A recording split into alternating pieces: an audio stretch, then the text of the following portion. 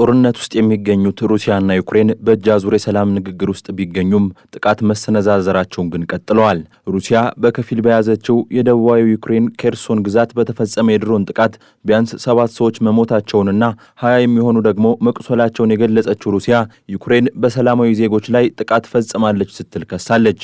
ሩሲያ ለግዛቷ የሾመቻቸው አስተዳዳሪ ጥቃቱ ሕዝብ በተሰበሰበበት የገበያ ቦታ ላይ የተፈጸመ መሆኑን ገልጸዋል ሲል የዘገበው አልጀዚራ እውነታው በገለልተኛ ወገን አልተጣራም ብሏል።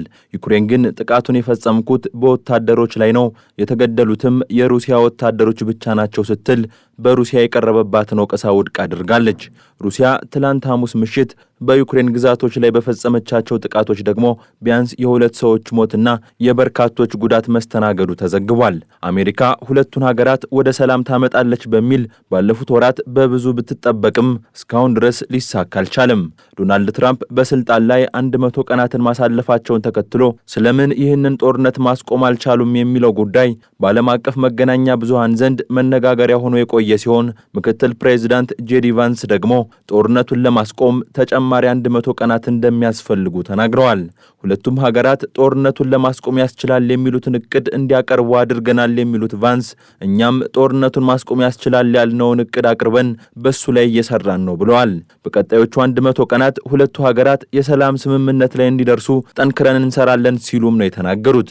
ፕሬዚዳንት ትራምፕ ወደ ስልጣን ከመምጣታቸው በፊት ሁለቱ ሀገራት እርስ በርሳቸውም ሆነ ከሌሎች ሀገራት ጋር ስለ ሰላም ስምምነት ይህ ነው የሚባል ንግግር አያደርጉም ነበር።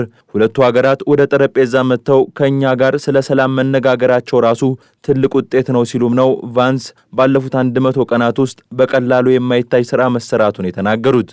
የውጭ ጉዳይ ሚኒስትሩ ማርኮ ሮቢዮ ደግሞ የሁለቱ ሀገራት አቋም አሁንም የተራራቀ መሆኑን ነው የገለጹት። ይሁንና አሜሪካ የማሸማገል ሂደቷን እስከ መቼ ትቀጥልበታለች የሚለውን ፕሬዚዳንት ዶናልድ ትራምፕ እንደሚወስኑ ነው የተናገሩት። ቀደም ባሉ ቀናት ራሳቸው ዶናልድ ትራምፕም ሆኑ ምክትላቸው ጄዲ ቫንስና የውጭ ጉዳይ ሚኒስትሩ ማርኮ ሮቢዮ ሀገራቸው ከአደራዳሪነት ሚናዋ እጇን ታጥባ ልትወጣ እንደምትችል በተደጋጋሚ ሲገልጹ ነበር።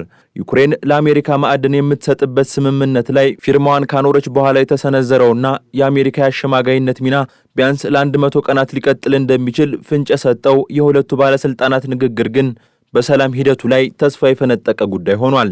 በነጩ ቤተ መንግስት አስተናግደው በከባድ የቃላት ልውውጥ የታጀበ ቆይታን ከፕሬዚዳንት ዘለንስኪ ጋር አድርገው የነበሩት ፕሬዚዳንት ትራምፕ የዩክሬን የማዕድን ስምምነቱን አለመፈረም እጅግ የሚያበሳጫቸው ጉዳይ እንደነበርም በስፋት የተነገረ ነው። ከወራት በኋላ የተፈረመው ይህ የማዕድን ስምምነት ግን አሜሪካ የማሸማገል ጥረቷን እንድትገፋበት ያደረገ ስለመሆኑ እየተነሳ ይገኛል። ሩሲያም የፕሬዚዳንት ዶናልድ ትራምፕ አስተዳደር የጦርነቱን አካሄድ በተሻለ ተረድቶታል የሚል ግንዛቤ እንዳላት አርቲ ዘግቧል። ክሬሚያና ሌሎች 4 ግዛቶችን የራሷ ግዛት እንደሆኑ ዩክሬን አምና እንድትቀበል ለማድረግም አሜሪካ እንደምታግዛት ፍንጭ ማግኘቷም በቀላሉ የሚታይ ጉዳይ አይደለም። በዩክሬን በኩል ግን ከዶናልድ ትራምፕ አስተዳደር ይልቅ የጆ ባይደን አስተዳደር የተሻለ ደግፎናል የሚል አቋም መኖሩ የአደባባይ ሀቅ ነው። ዶናልድ ትራምፕ በ24 ሰዓታት ውስጥ ቋጨዋለሁ ብለውት የነበረው ይህ ጦርነት ግን አሁንም ከ100 በላይ ቀናት እንደሚያስፈልጉት በአሜሪካ በኩል የተረጋገጠ ጉዳይ ሆኗል። የአውሮፓ ህብረት ግን የሩሲያ አካሄድ የተስማማው አይመስልም። የህብረቱ አባል ሀገራት መሪዎች በተለያየ መልኩ በሩሲያ ላይ ማዕቀቦች እንዲጣሉ ሲጠይቁ የከረሙ ሲሆን ህብረቱም ማዕቀብ የመጣሉን ጉዳይ አስመልክቶ ውሳኔ ላይ ሳይደርስ እንዳልቀረ የሚያመላክቱ መረጃዎች ይፋ ተደርገዋል። ሩሲያ ላይ ማዕቀብ መጣል አለበት የሚለውን አቋማቸውን ለአሜሪካ ሳይቀር ያስታወቁት የፈረንሳዩ ፕሬዝዳንት ኢማኑኤል ማክሮን አሁን ደግሞ በውጭ ጉዳይ ሚኒስትራቸው ጂን ኖኤል ባሬት በኩል ህብረቱ በሩሲያ ላይ ማዕቀብ ለመጣል እየተዘጋጀ ስለመሆኑ ይፋ አድርገዋል። ይህ ማዕቀብም ህብረቱ በሩሲያ ላይ የጣለው 17ኛ ማዕቀብ እንደሚሆን ተነግሯል። ሩሲያ በመሰል የማዕቀብ ጫናዎች ውስጥ ሆናም ከአቋሟ ነቅነቅ አላለችም የሚሉ ተንታኞች ግን መሰል ማዕቀቦች ውጤት የማስገኘት አቅማቸው ውስን መሆኑን ነው የሚያነሱት። ምንም እንኳን አሜሪካ ከሩሲያ ጋር የተሻለ የሚባል ግንኙነት ላይ የምትገኝ ብትሆንም ማዕቀብ ልጥል እችላለሁ የሚል ማስጠንቀቂያም ስትሰነዝር ይሰማል። ሩሲያ የሰላም ስምምነት የምትፈጽም ከሆነ ግን በአሜሪካ በኩል የተጣሉባት አንዳንድ ማዕቀቦች እንደሚነሱላት ቃል ተገብቶላታል። ከቀናት በኋላ በአካል ለመገናኘት ተስማምተዋል የተባለላቸው ፕሬዚዳንት ዶናልድ ትራምፕና ቭላዲሚር ፑቲንም ከሌሎች ጊዜያት በተሻለ ጦርነቱን ማስቆም በሚቻልበት መንገድ ዙሪያ ይነጋገራሉ ተብሎ ይጠበቃል። በሳውዲ አረቢያ በቱርክና በሩሲያ ተገናኝተው የመከሩት የሁለቱ ሀገራት ባለስልጣናት ጥቂት በማይባሉ ጉዳዮች ዙሪያ መግባባት ላይ ስለመድረሳቸው ቢነገርም የሁለቱ መሪዎች ንግግር ግን በሰላም ስምምነቱ ላይ ከፍተኛ ሚና እንደሚኖረው ይጠበቃል። ፕሬዚዳንት ፑቲንን ጨምሮ የሩሲያ ባለስልጣናት የሚከተሉት ጥብቅ ዲፕሎማሲ ግን ለአሜሪካ ቀላል እንደማይሆንላት ይነገራል።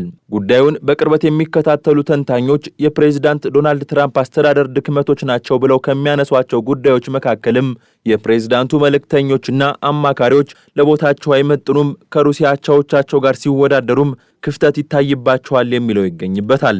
ፕሬዚዳንት ዶናልድ ትራምፕ ይፋ ባደረጉት መረጃ መሰረትም የብሔራዊ ደህንነት ጉዳዮች አማካሪያቸው ማይክ ዋልዝን ከቦታቸው አንስተዋቸዋል። በምትካቸውም የውጭ ጉዳይ ሚኒስትሩ ማርኮ ሮቢዮ ኃላፊነቱን ደርበው እንዲወጡ ተሹመዋል። ማይክ ዋልዝም ሀገራቸውን በተባበሩት መንግስታት ድርጅት ውስጥ መወከል የሚያስችላቸውን የአምባሳደርነት ሚና እንዲወጡ በትራምፕ ተለዋጭ ኃላፊነት ተሰጥቷቸዋል። አሜሪካ በየመን የፈጸመችውን ዘመቻ አስመልክቶ ውይይት በተደረገበት ሚስጥራዊ የማህበራዊ መልእክት መለዋወጫ መድረክ ላይ ጉዳዩ የማይመለከተውን ጋዜጠኛ ጋብዘው ሚስጥር እንዲወጣ አድርገዋል በሚል የተነሳባቸው ተቃውሞ ከስልጣን እንዲነሱ ያደረገ ዋናው ጉዳይ ሳይሆን እንዳልቀረም ነው የተነገረው። ትራምፕ ግን ዋልዝ ብሔራዊ ጥቅማችንን ለማስጠበቅ ሲሰራ ነበር፣ በአዲሱ ኃላፊነቱም ተመሳሳዩን እንደሚያደርግ አልጠራጠርም ከማለት ውጭ የወቀሳ ንግግር አላሰሙም። ይሁንና አዲሱ የዋልዝ የአምባሳደርነት ሚና ለሴኔቱ ቀርቦ መጽደቅ የሚገባው ሲሆን ተቃውሞ ሊቀርብባቸው እንደሚችልም ተጠርጥሯል። ቀኝ ዘመም አክራሪዎች ዋልዝ ጦረኛ ናቸው በሚል ይተቻሉ። በፕሬዝዳንት ጆርጅ ደብሊው ቡሽ ዘመን የምክትል ፕሬዝዳንት ዲክ ሼኒ የጸረ ሽብር ዘመቻ አማካሪ ሆነው ያገለገሉት ዋልዝ ፕሬዝዳንት ዶናልድ ትራምፕ ራሳቸውን ከሚገልጹበት የሰላም ሰው ነኝ፣ ጦርነቶችን አስቆማለሁ ከሚለው አቋማቸው ጋር አብሮ የማይሄድ የኋላ ታሪክ አላቸው በሚልም ይተቻሉ። ዩክሬንና ሩሲያ ብሎም የመካከለኛው ምስራቅ ቀጠና ወደ ሰላም እንዲመጣ ከተፈለገም በሰላም ጉዳይ የተሻለ ልምድና አቋም ያለው ሰው ኃላፊነቱን ሊረከብ ይገባል በሚል አስተያየታቸውን ሲሰነዝሩ የከረሙ አክራሪ ፖለቲከኞችም ጥቂት የሚባሉ አይደሉም። በአሜሪካ ሴኔት ውስጥ ለ14 ዓመታት ፍሎሪዳን የወከሉት 72ኛው የውጭ ጉዳይ ሚኒስትር ማርኮ ሮቢዮም ማይክ ዋልዝ አጓድለውታል በሚል የሚተቹበትን የሰላም ጥረት እንዲያሟሉ ይጠበቃል። ከሚኒስትርነታቸው በተጨማሪ በውጭ ጉዳይ ሚኒስቴር ስር እንዲተዳደር የተወሰነበት ዩኤስኤድን ይመራሉ። ብሔራዊ ቤተ መዛግብት አስተዳደርም በሳቸው የሚመራ ነው። እነዚህ ተደራራቢ ኃላፊነቶች ምን ያህል ሊያስኬዷቸው ይችላሉ የሚለው ጥያቄ ውስጥ የሚገባ ጉዳይ ቢሆንም ፕሬዚዳንት ትራምፕ ግን በሮቢዮ ላይ ያላቸው እምነት ከፍተኛ ስለመሆኑ አሳይተዋል።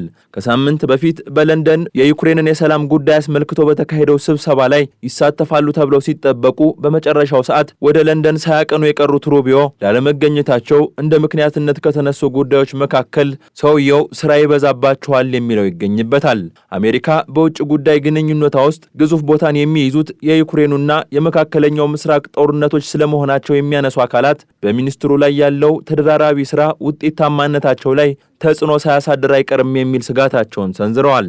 በቀጣዮቹ 100 ቀናት የአሜሪካ ባለስልጣናት የዩክሬኑን ጦርነት ማስቆም ይቻላቸዋል ወይ የሚለውም መነጋገሪያ ሆኗል።